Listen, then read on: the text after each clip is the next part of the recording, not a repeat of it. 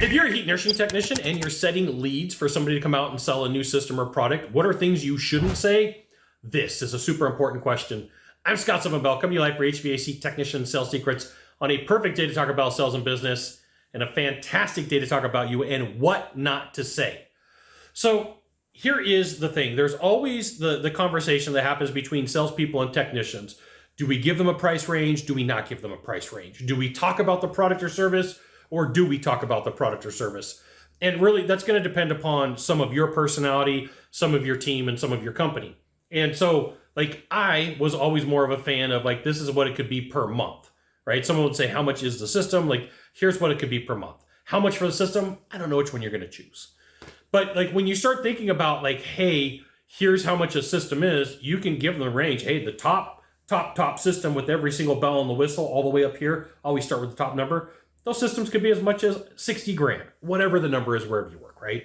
60 grand, 30 grand, 20 grand, whatever that number happens to be, all the way down to 10, 15, just depends, right? And the reason for that is if you say 10 and you start with 10, that's all that person heard. And so they get stuck on it. Now, here's one of the things that I ran into a lot when technicians were really embarrassed about the cost of what equipment is. Hey, if you're a homeowner, heating air conditioning equipment is expensive. It's going to cost you at least, if you're in California, at least like $13,000 or $15,000 in most instances. In other places, I don't know. Like, I have a friend in Texas, his systems are 30 grand. I've got a friend in Washington, his systems are 35. Yep, it could be up there. And you're like, oh my goodness, that's expensive. It's relative to what you get, who installs it, the warranties and guarantees, and everything that goes along with it. So here's what would happen. I worked at a company where systems started at 13 and 14 10 years ago. Okay, 10 years ago. And techs would go out and they would say, well, systems started at like 5 or 7. Furnaces started at 5 or 7, but not systems. And so here's what you're up against as setting a lead. You sit down with Mr. Smith, Mr. Jones, Mrs. Jones, and you're like, all right, well, systems are 5 to 7. Couple hours later, sales guy, comfort advisor, design consultant shows up and they're like, systems are starting at 13 and 14. They're like, but your guy, the guy on your team told me 5 to 7. Now you're making stuff up.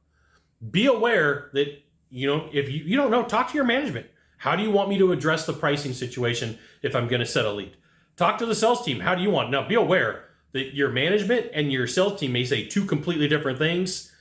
You probably have to go with what the manager says. But be aware that how you just explain how the price is and what the investment is for the homeowner or the client can really make or break that sale. And this right here is why you should join HVACTechSecrets.com. I'll give you the goods, not in the Facebook group, not in the YouTube channel, which means private coaching, private training, discounted coaching, or discounted training. So what you say has weight, what you say has gravity to the conversation and allows for that person to go, well, that makes sense, or that doesn't make sense, or this sounds about right.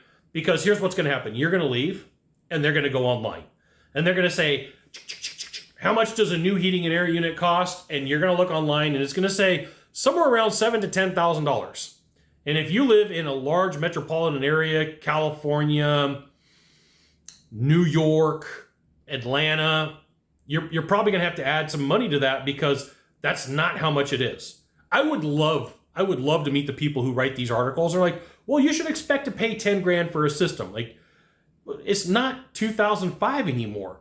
This stuff is freaking expensive. It's ridiculous how much it costs to buy the equipment from the manufacturer, which means it's going to be even more ridiculous when you add on the multiples and what it's going to cost at the end use, right? But good companies are going to provide good work, good labor, good warranties, good guarantees, good employees.